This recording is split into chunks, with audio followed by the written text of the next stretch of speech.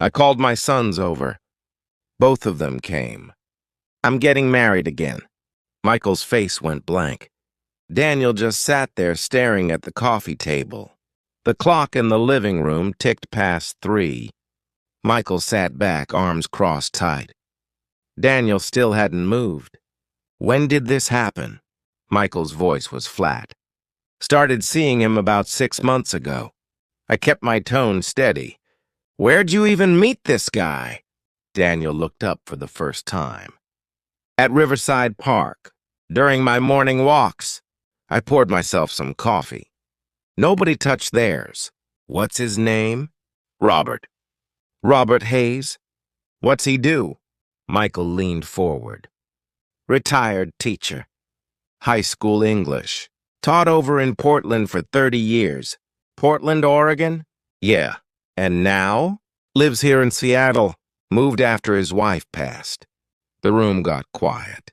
Outside, a car alarm went off somewhere down the block. Kids? Daniel asked. No, never had any. Just him and his wife. When'd she die? 7 years ago. Cancer. Michael stood up, walked to the window. So what are we supposed to do with this? Nothing. You don't have to do anything. I set my cup down. You both have your own lives now. Your own families. But Mom! Daniel stopped himself. But what? Michael turned around. We thought you were doing okay. You know, on your own. I was doing okay. I started clearing the cups. Then why now? Why this? Michael's voice went up a notch. Because I got tired of being alone. That shut them both up. Daniel stood. Can we meet him? This Robert? Whenever you want. Michael stayed by the window, didn't say anything. Mike, I need to think about this. He walked out.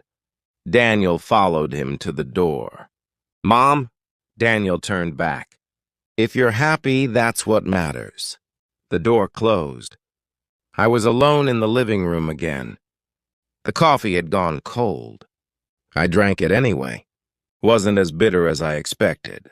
It was 10 years ago when Tom died. Winter, heart attack. He didn't wake up one morning. The doctor at the hospital said it was instant. I remember staring at the white ceiling, not hearing a word. After the funeral, Michael and Daniel helped me move some things around. Neither of them knew what to say. You can go home now. I'll be fine. You sure, Mom? Daniel asked. I'm sure. They left. The house got quiet in a way I'd never heard before. Tom's smell was still everywhere. First year, I don't really remember what I did. Woke up, ate something, went to bed. That was it. Second year, I started going out more. Grocery store, library, the park near the lake. Michael and Daniel came by once a month. Both of them married by then. Mom, you should move closer to us.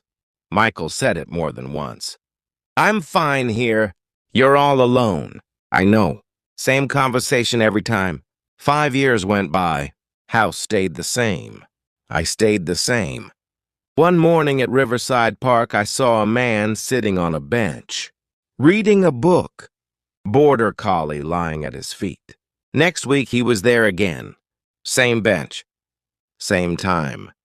Third week, he said something. You walk here every morning, don't you? Yeah, I do. I stopped. Me too. Bring Scout here, my dog. The collie wagged its tail. Can I pet him? Go ahead. I crouched down, scratched behind Scout's ears. What's his name again? Scout! My wife named him. Said he reminded her of To Kill a Mockingbird.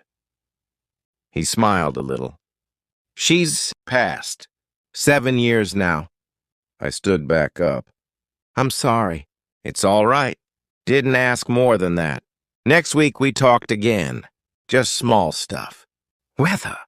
The dog. The park trails. His name was Robert Hayes. Taught English at Lincoln High in Portland. Moved to Seattle after his wife died to be closer to his brother. Your husband? He asked one day. Died 10 years ago. Heart attack. I'm sorry. Robert nodded. After that, we met twice a week. Then 3 times. Didn't talk much. Didn't need to. 6 months in, Robert said. Would you want to grab coffee sometime? Actual coffee, not park bench coffee. We went to a small place on Fifth Avenue. Sat by the window. You have kids? Robert asked. 2 sons. Both married. That's good. He drank his coffee black. You? No. Just me and Linda. We talked about it, but it never happened. A bus went by outside. You ever get lonely? I asked. Used to. Got used to it, I guess. He looked out the window. But talking to someone, it's nice. Yeah. We started meeting more. Park in the mornings. Coffee on Thursdays. Sometimes just walking around Green Lake. One afternoon, Robert said, Margaret. First time he'd used my name like that. Yeah? Would you want to have dinner with me? Like, a real dinner? Sure. We went to a seafood place near Pike Place. Robert ordered the salmon. I got the halibut. Good? Yeah. We didn't talk much.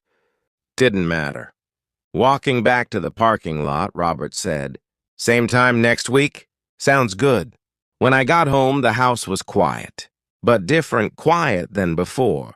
3 months later, Robert and I were sitting on the bench at Riverside. Scout was asleep at our feet. Margaret, I've been thinking. About what? About us. About not being alone anymore. He turned to look at me. Would you want to try living together? Maybe get married?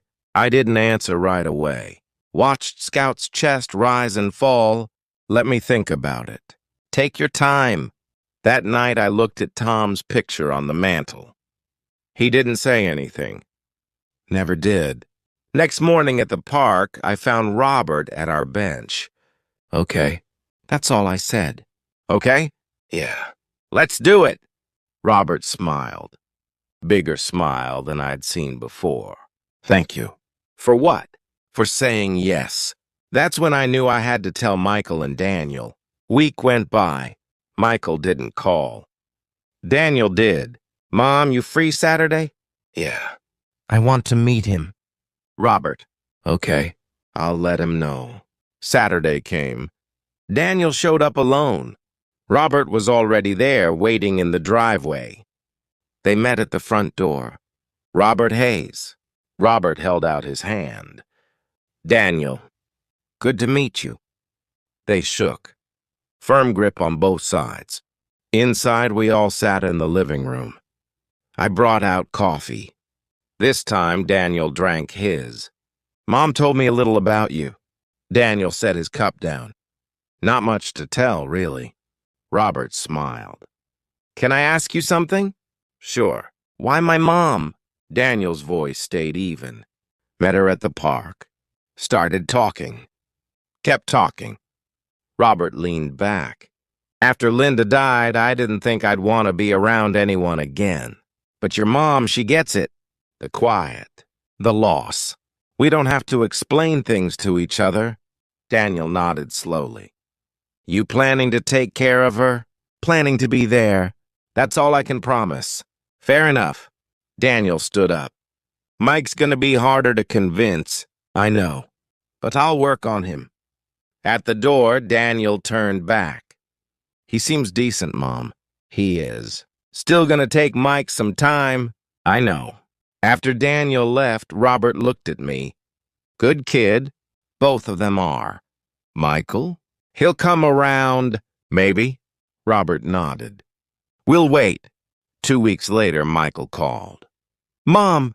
Sunday. I'm coming over. Okay. Bringing Sarah. That's fine. Sunday morning, Michael and his wife, Sarah, pulled up.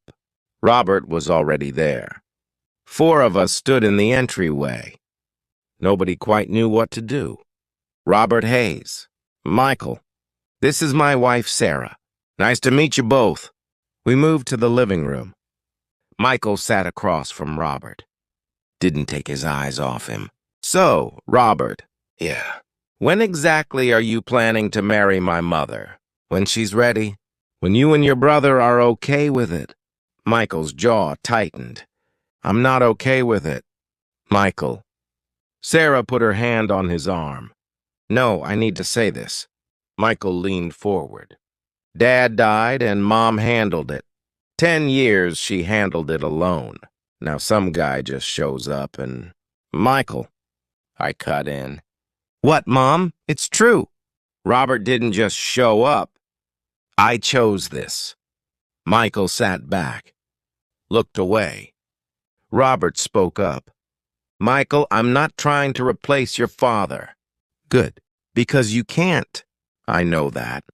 Your mom knows that. But she's been alone for 10 years, and so have I. We're just trying to not be alone anymore. The room went quiet. Clock on the wall ticked. Sarah cleared her throat. Margaret, are you happy with Robert? I am. Then that's what matters. She looked at Michael. Your mom's allowed to have a life, Mike. Michael didn't respond. Just stared at the floor. Long silence. Finally, Michael looked up. Mom, you're sure about this? I'm sure. He turned to Robert. You heard her, we're gonna have a problem. Understood. Michael stood. Sarah followed. At the door, Michael stopped. Be happy, Mom. That was it. They left. Robert let out a breath. That went better than I thought. He'll be okay. Eventually. Think so? Yeah, I did. 3 months later, we went to the courthouse. Just the two of us. No big ceremony. Didn't need one. We signed the papers. The clerk stamped them. Congratulations. She smiled. Thanks. We walked out into the Seattle drizzle. Feel different? Robert asked. Not really. You? Nope. We got in the car. Drove back to my place. Our place now. Robert had moved most of his stuff in the week before. Books. Clothes. Scout's bed. Home. Robert said it like he was trying it out. Yeah. Home. We went inside. I made coffee. Robert unpacked the last box. Nothing dramatic. Nothing big. Just two people, not alone anymore. That night we set up the bedroom. 2 sides of the bed. I looked at Tom's picture on the dresser. You okay with this? Robert asked. Yeah. Tom would want me to be happy. You think? I know. I turned off the light. Year went by. Robert made breakfast most mornings. Scrambled eggs, toast, orange juice. I did the laundry. He did the dishes. We walked Scout every day at Riverside Park. Same bench. Same time. Remember when we first met here? Robert said one morning. You were reading that John Steinbeck book, East of Eden. That's the one. We sat there watching Scout chase a squirrel. Glad I talked to you that day. Me too. Wind picked up. Leaves scattered across the path. Margaret? Yeah? You happy? Yeah. You? Yeah. That was enough. We walked home. A package was waiting on the porch. From Michael. I opened it. Coffee beans from that place in Portland we liked.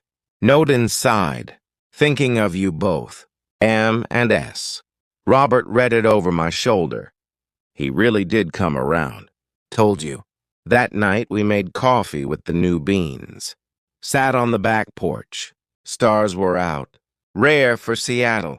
Think we should visit them sometime? Michael and Sarah? Robert asked. Maybe, if they want us to. They will. Scout came and laid down between us. Robert reached over, took my hand. Didn't say anything. Didn't need to. I squeezed back. Tomorrow would be the same. Walk the dog. Make breakfast. Do the crossword. But I wouldn't be alone. That was everything. 3 years passed. One morning in October, Robert started coughing. Dry cough that wouldn't quit. You okay? I asked over breakfast. Yeah. Just a cold, probably. He drank his coffee. Week later, still coughing. Maybe see a doctor? I'm fine, Margaret. Really. But 2 weeks after that, he wasn't fine. Coughing got worse. Started losing his breath just walking Scout. We're going to the doctor. I didn't ask this time. Okay. Clinic was busy. We waited an hour. Doctor listened to his lungs. Frowned. I'm ordering a chest x-ray and some blood work. What are you thinking? Robert asked. Let's wait for the results. We drove home in silence. Scout was waiting at the door. Robert bent down slow, scratched his ears. Good boy. 3 days later, doctor called. Mr. Hayes, we need you to come back in. We found something on the x-ray. Robert's hand tightened on the phone. What kind of something? I'd rather discuss it in person.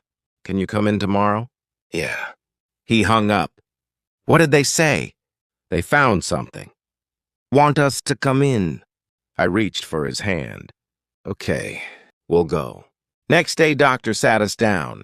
It's lung cancer, mister. Hayes. Stage 3. Robert didn't move. Just stared at the desk. We'll need to do more tests, but I'm recommending chemotherapy. Maybe radiation. What are the odds? Robert's voice was steady. Hard to say. Stage 3 is serious, but people do respond to treatment. Doctor kept talking. Survival rates, treatment options, side effects. I stopped hearing the words. Outside, the sky was gray. Seattle gray. Robert drove us home. Didn't say anything the whole way. Inside, he sat on the couch. Scout jumped up next to him. Margaret. Yeah? I need to tell you something. I sat down. Okay. Linda, my first wife. She had cancer too. He looked at Scout. I watched it take her. Watched the chemo make her sick. Watched her get weaker. His voice cracked. I don't know if I can do that again. Go through that. You won't be alone this time. I took his hand. Linda was alone? No. I was there, but I felt useless. Couldn't do anything but watch. You won't be watching this time. You'll be fighting. He nodded. Didn't look convinced. Chemo started 2 weeks later. First session took 4 hours. Robert sat in a recliner IV in his arm. I sat next to him reading a magazine I wasn't actually reading. You don't have to stay. I'm staying. Other patients around us. Some sleeping. Some on their phones. One woman knitting. Normal things in an abnormal place. Afterward, Robert was tired. We drove home. He went straight to bed. I called Daniel.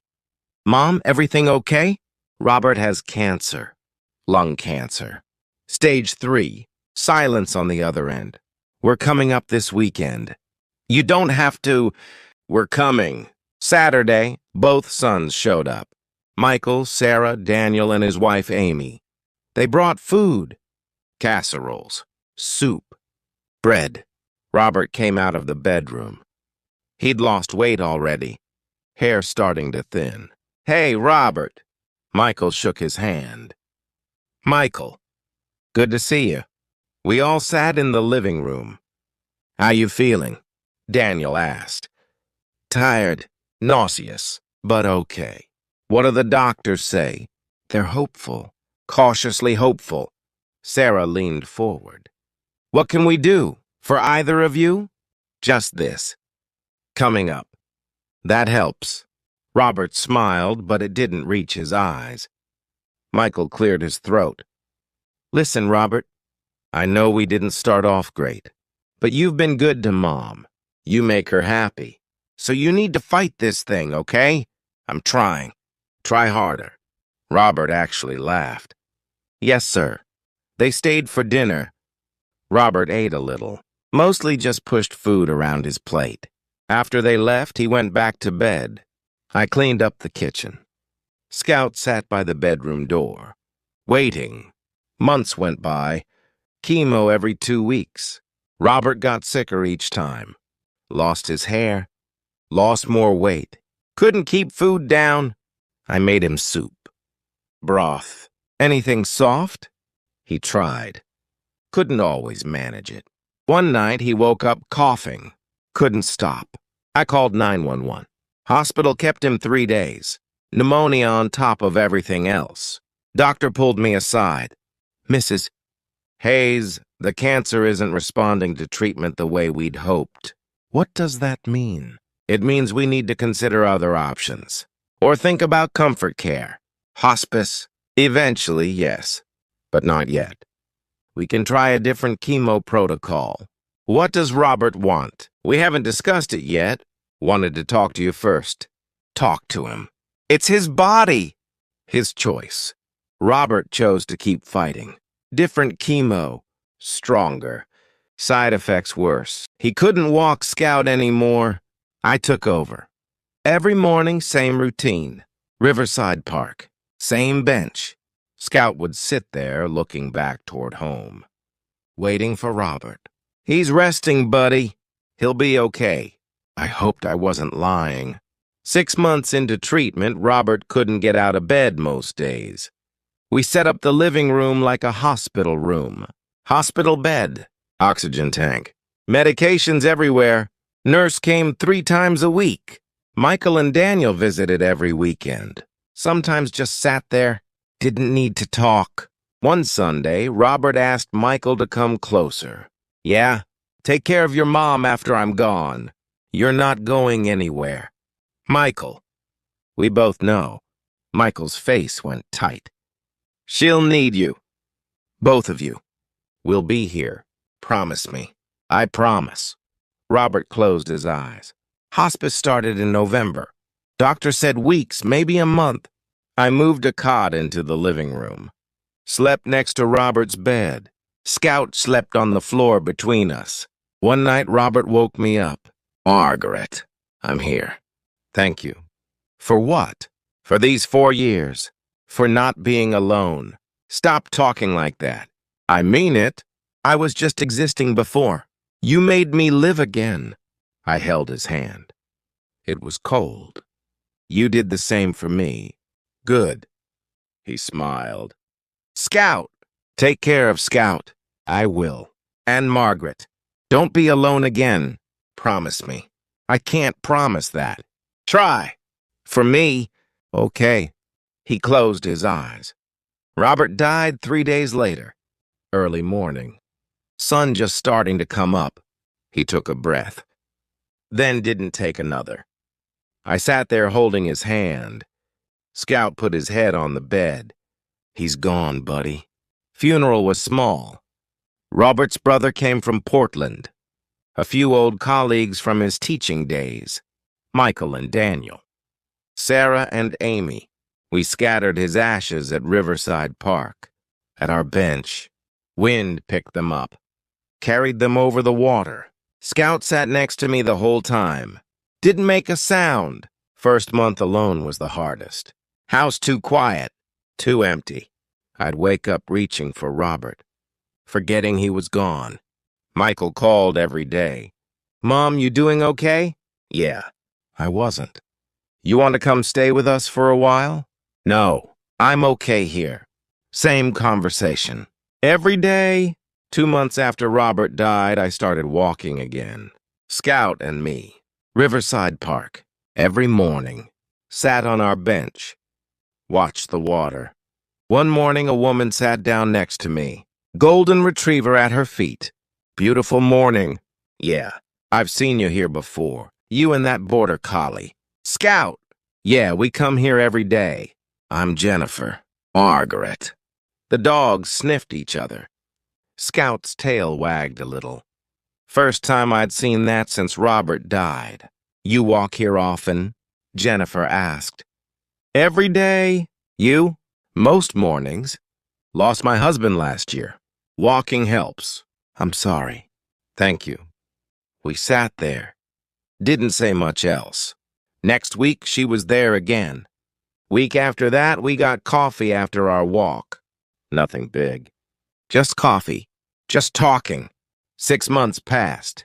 I still missed Robert. Still talked to his picture sometimes. But the house wasn't as quiet anymore.